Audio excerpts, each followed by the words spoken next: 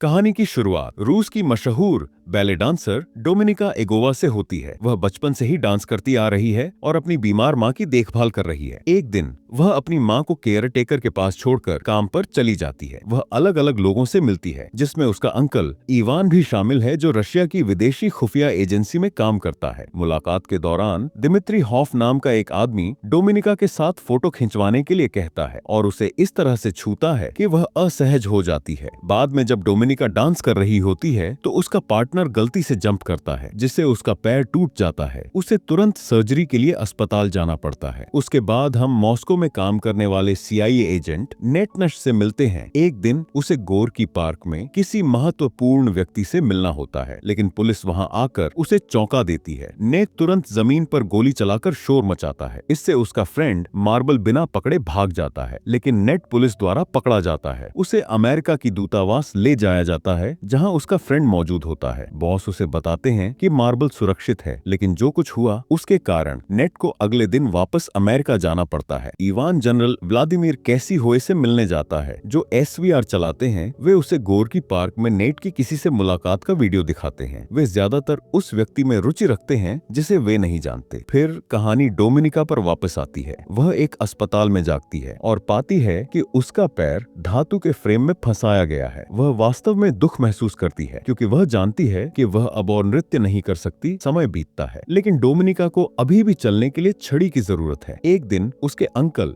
Ivan Dominica से मिलने आते हैं। वह उसे बताता है कि उन्होंने उसका काम करने के लिए किसी और को ढूंढ लिया है, इसीलिए उसके थिएटर वाले अब उसे काम नहीं देंगे। वह उसकी हेल्प करने की पेशकश करता है और उसे जानने के लिए उसके पास आने के लिए कहता है। वह उसे एक पैकेज देता है, जिसमें उसके पुराने नृत्य साथी और उसकी नौकरी छीनने वाले नए व्यक्ति की प्राइवेट तस्वीरें हैं। फोटो के साथ रिकॉर्डिंग से पता चलता है कि उसके साथी ने ही उसे दुर्घटना का कारण बनाया, ताकि उसकी गर्लफ्रेंड उसकी जगह ले सके। यह जानने के बाद डोमिनिका मदद के लिए अपने चाचा के पास जाती है। वह उसकी हेल्प करने के लिए सहमत होता है, लेकिन केवल तभी जब वह एहसान वापस करे। एसवीआर को पहले के दिमित्री से गैंगस्टर के बारे में अधिक जानकारी प्राप्त करने में रुचि है, इसीलिए वह डोमिनिका से उससे फ्रेंडशिप करने और अपने स्त्री आकर्षण का उपयोग करके उसका विश्वास जीतने के लिए कहता है। हालांकि हिचकचाती डोमिनिका के पास कोई और विकल्प नहीं है, क्योंकि उसकी माँ के हॉस्पिटल की फीस बहुत अधिक है। उस रात डोमिनिका होटल में जाती है, जहां दिमित्री पहले से मौजूद रहता है और ड्रिंक ऑन ऑर्डर करती है, ताकि वह उसकी नजर में आ सके। जैसा कि उसने उम्मीद की थी, दिमित्री उसके पास आता है और पूछता है कि वह उसकी कैसे हेल्प कर सकता है। वह अपनी इच्छा व्यक्त करती है, एक बार फिर से खास, और वे दिमित्री के गार्ड को बाहर छोड़कर एक निजी कमरे में चले जाते हैं। थोड़ी थोड़ी देर बाद वह उसे कपड़े उतारने के लिए कहता है और तुरंत पागलों की तरह काम करना शुरू कर देता है। लेकिन ठीक उसी समय एक व्यक्ति जो काले रंग का हेलमेट पहने हुए कमरे में एंट्री करता है और दिमित्री नामक घुसपैठिए की हत्या कर देता है। फिर डोमिनिका पर एक कोट फेंकता है, ताकि उसके खून से लथपथ शरीर को ढक सके, और उसे पिछले दरवाजे से बचा लेता है। वह व्यक्ति कंटेंटाइन से निकलता है, जिसे इवान ने भेजा था। उसके तुरंत बाद इवान डोमिनिका के पास आता है और उसे दो ऑप्शन देता है, या तो एसवीआर एजेंट बन जाए या दिमित्री की हत्या की गवाही देने के लिए फांसी का सामना करे। जैसा कि अपेक्षित था, वह उनके लिए काम करना चुनती है। इसके बाद डोमिनिका को कठोर स्टेट स्कूल 4 में दाखिला मिल जाता है, जो स्पैरो एसवीआर ऑपरेटिव को प्रशिक्षित करने में माहिर है, जो अपने लक्ष्यों को लुभाने के लिए सेक्स पिनेजे का उपयोग करने में कुशल है। उसके आने पर उसका स्वागत स्पैरो की मुख्य मालकिन मेट्रन द्वारा किया जाता है, जो उसे एक नई पहचान देती है और अगले ही दिन उसे क्लास में ले जाती है। मेट्रन वर्तमान विश्व अराजकता पर भाषण देती है, जिसमें इस बात पर जोर दिया जाता है कि रूस एकमात्र ऐसा देश है जो इसे ठीक करने के लिए बलिदान देने को तैयार है। वह छात्रों में यह भी घोषणा करती है कि उनके शरीर अब देश के हैं और उन्हें जो भी कार्य सौंपा जाता है उसे पूरा करना उनका कर्तव्य है। अगले दृश्य में नेट की मुलाकात सीआईए पैनल से होती है, जो रूस में उसकी गलती के लिए उसे निलंबित करने का फैसला करता है। हालांकि नेट का तर्क है कि उसने वर्षों तक मार्बल के साथ काम किया है और किसी और पर भरोसा नहीं किया जा सकता है। उसकी दलील पर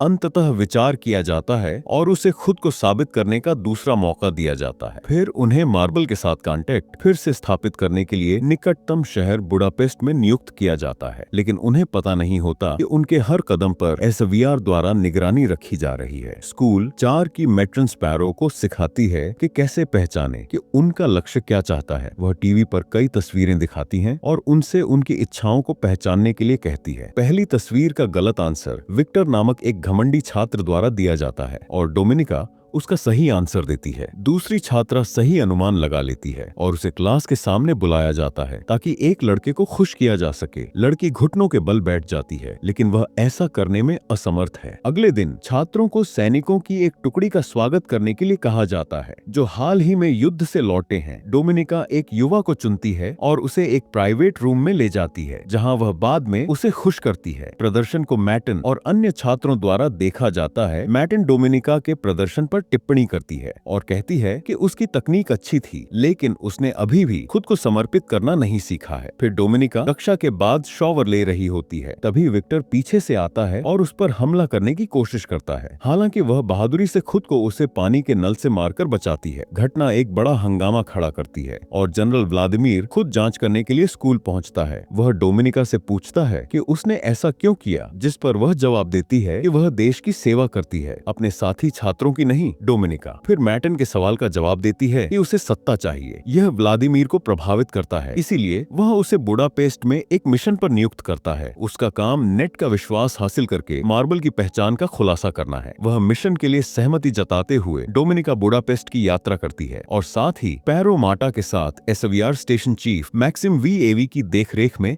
आवाज साझा करती है। फिर वह नेट का पीछा करना शुरू करती है और उसी स्विमिंग पूल में जाती है जहां वह अक्सर जाता है। वह जानबूझकर उससे टकराती है और दूतावास के लिए अनुवादक होने का नाटक करते हुए थोड़ी देर बात करती है। अगले दिन डोमिनिका स्विमिंग पूल की ओर जाती है, लेकिन नेट को वहां नहीं पाती है। इसके अलावा उसे पता चलता है कि उसकी आईडी गायब है। यह पता चलता है कि नेट को पहले से ही पता चल गया है कि वह एक रूसी जासूस है जो मार्बल की पहचान उजागर करने की कोशिश कर रही है। वह अपने ऑफिसर को इसकी सूचना देता है और उसकी क्षमता को पहचानता है। ये सुनकर उसके वरिष्ठ उसे डोमिनिका के करीब जाने की अनुमति देते हैं ताकि बाद में अधिक जानकारी जुटाई जा सके। डोमिनिका दूतावास का दौरा करती है और मार्ट को स्टेफनी बांसा नामक एक अमेरिकी राजनीतिज्ञ से बात करते हुए पाती है। कुछ ही देर बाद नेट डोमिनिका के पास पहुंचता है और उसकी आईडी लेने की बात कबूल करता है। पूल से यह महसूस करने पर कि वह उसके मिशन के बारे में जानता है, वह अपने असली इरादों का खुलासा करती है। फिर दोनों के बीच एक छोटी सी बातचीत होती है और अगले दिन डिनर के लिए मिलने के लिए सहमत होते हैं। डोमिनिका अपने अपार्टमेंट में वापस आती है और मार्ता के रूम की तलाशी लेती है, जहां उसे पता चलता है कि मार्टा को अगले दिन काम के बाद स्टेफनी से गोपनीय जानकारी खरीदने का काम सौंपा गया है। वह स्टेशन चीफ मैक्स का पीछा करते हुए बार में जाती है और उसे मॉस्को में एक अच्छी रिपोर्ट भेजकर उसे और समय देने का अनुरोध करती है ताकि वह ऐसा कर सके। डोमिनिका उसे मारने के लिए उकसा है। अब जब उसकी हरकत कैमरे में कैद हो जाती है तो वह उसे एक बेहतर रिपोर्ट के पास भेजने के लिए ब्लैकमेल करती है, अन्यथा वह उसे पुलिस के हवाले कर देगी। इस बीच नेट उसका रेस्टोरेंट में इंतजार कर रहा है, लेकिन जब वह लंबे समय तक नहीं आती है तो वह रेस्टोरेंट से निकल जाता है। डोमिनिका उसके पीछे उसके घर जाती है। वह दरवाजे की घंटी बजाती है और वह उसे चुपके से अंदर आने देता है। नेट घबराहट में पूछता है कि उसने उसके घर का पता कैसे लगाया। फिर डोमिनिका टीवी का वॉल्यूम बढ़ा देती है ताकि उसे गोरकी पार्क में क्या हुआ इस बारे में पूछने से पहले उसकी आवाज ना सुनी जा सके। जवाब मिलने के बाद वह उसे किश करती, लेकिन वह उसे बीच में ही रोक देता है और अगले दिन घर जाने के लिए कहता है। डोमिनिका की इवान से अप्रत्याशित रूप से मुलाकात होती है, जो नेट के साथ उसकी प्रगति की जांच करना चाहता है। अधिक समय पाने के लिए वह झूठ बोलती है और उसे बताती है कि वह मार्ट के साथ स्टेफनी के मामले पर भी काम कर रही है, लेकिन इसके लिए उसे अतिरिक्त धन की आवश्यकता होगी। इवान इस पर विचार करता है और अपना कोट लेते हुए अभी के लिए जाने का फैसला करता है। डोमिनिका उसके पासपोर्ट की जांच करती है ताकि उस पर बाद में खुफिया जानकारी जुटा सके। उस शाम डोमिनिका घर लौटती है और मार्ता के बेजान शरीर को बाट बॉल पकड़ लेता है और फिर वार्निंग देता है कि ऐसा ही होता है जो रहस्य साझा करते हैं। इस बीच नेट वरिष्ठ अधिकारियों को मार्बल के नए संदेश के बारे में बताता है, जो पुष्टि करता है कि डोमिनिका एक चिदंबर के रूप में देखते हैं। नेट का मानना है कि वह अभी भी भर्ती योग्य है। अगली शाम वह डोमिनिका को उसके अपार्टमेंट में लाता है और बताता है कि वह उसकी असली पहचान जानता है। डोमिनिका बदले में अपनी स्टोरी बताती है, इस बात पर जोर देते हुए कि उसकी एकमात्र चिंता उसकी माँ की सुरक्षा है नेट। फिर उसे डबल एजेंट बनने का ऑफर देता है, बदले में उसे सुरक्षा देने का वादा करता है। इस पर विचार करने के बाद डोमिनिका पूछती है कि क्या वह उस पर भरोसा कर सकती है। वह उसे आश्वासन देता है कि वह कर सकती है और दोनों सुबह अंतरंग हो जाते हैं। डोमिनिका नेट के वरिष्ठ अधिकारियों से मिलती है जो उसकी विश्वसनीयता का आकलन करने के लिए उसे झूठ डिटेक्टर परीक्षण के अधीन करते हैं। जब वह परीक्षण पास करती है तो वह पैसे मांगती है और दावा करती है कि वह स्टेफनी बासा से उस जानकारी को खरीद सकती है। अगले दिन डोमिनिका स्टेफनी से मिलने और लेन देन को अंजाम देने के लिए मैक्सिम के साथ लंदन जाती है। वह एक होटल के कमरे में रुकती है, जिससे सीआई स्टेफनी के होटल में पहुंचने के कुछ समय बाद ही डोमिनिका उसके पास पहुंचती है और दावा करती है और कहती है कि उसे मार्ट ने भेजा है। जब स्टेफनी को यकीन हो जाता है कि वह उसे डिब्बा सौंप देगी, डोमिनिका डिस्क को प्रमाणित करने का दिखावा करती है, लेकिन वास्तव में वह उन्हें नकली डिस्क से बदल देती है। सौदे के बाद स्टेफनी को पता चलता है कि अमेरिकी खुफिया एजेंट उसकी निगरानी कर रहे हैं। घबराहट की स्थिति में वह पैसे कचरे में फेंक देती है और सड़क पार करने की कोशिश करती है, लेकिन दुर्भाग्य से वह एक ट्रक की चपेट में आ जाती है, जिससे मौके पर ही उसकी डेथ जाती है। पूरी घटना को देखते हुए रूसी एजेंट मानते हैं कि उनके मिशन के साथ समझौता किया गया है। उन्हें यह भी संदेह है कि डोमिनिका और मैक्सिम ही वे थे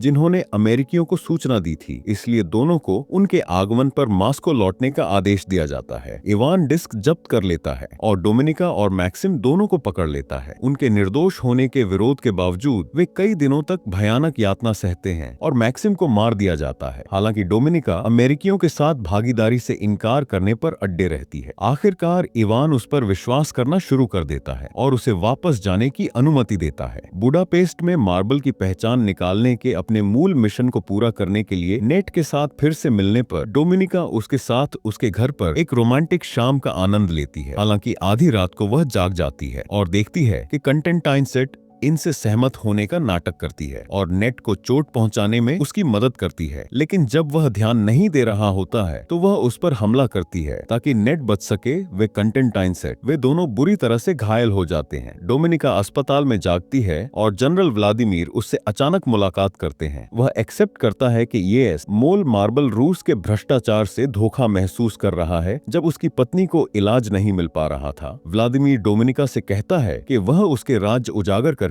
उसकी जगह ले सकती है। पहले तो डोमिनिका को लगता है कि यह पागलपन है, लेकिन इसके बारे में सोचने के बाद वह सहमत हो जाती है और रूसी राजदूत से बात करके उन्हें बताती है कि वह जानती है कि जासूस कौन है। वह केवल तभी बताएगी कि वह व्यक्ति कौन है जब वह मुक्त हो जाएगी। वे हवाई अड्डे पर मिलने की योजना बनाते हैं। व्यापार करने के लिए नेट को डोमिनिका के साथ जाना पड़ता है, यह जांचने के लिए कि क्या वह व्यक्ति गद्दार है। वह वास्तव में दुखी है क्योंकि उसे लगता है कि डोमिनिका ने उसे धोखा दिया है, लेकिन फिर कुछ अप्रत्याशित होता है। रूसी गद्दार को लाते हैं और यह डोमिनिका का अंकल इवान है जो उसे हर चीज के लिए दोषी ठहरा है। यहाँ तक कि लंदन में जो कुछ भी हुआ उसके लिए भी नेट हैरान है और सुनिश्चित करता है कि इवान जासूस है। जब वे अदला बदली करते हैं तो रूसी स्नाइपर इवान को गोली मारता है, लेकिन हेलीकॉप्टर वहां से निकल जाता है। अंत में वह जनरल व्लादिमीर के साथ एक समारोह में है जहां वह सम्मानित हो रही है। अब वह अपनी मां के साथ खुश है जैसा कि वह हमेशा चाहती थी और कहानी यही समाप्त हो जाती है। Thanks for watching.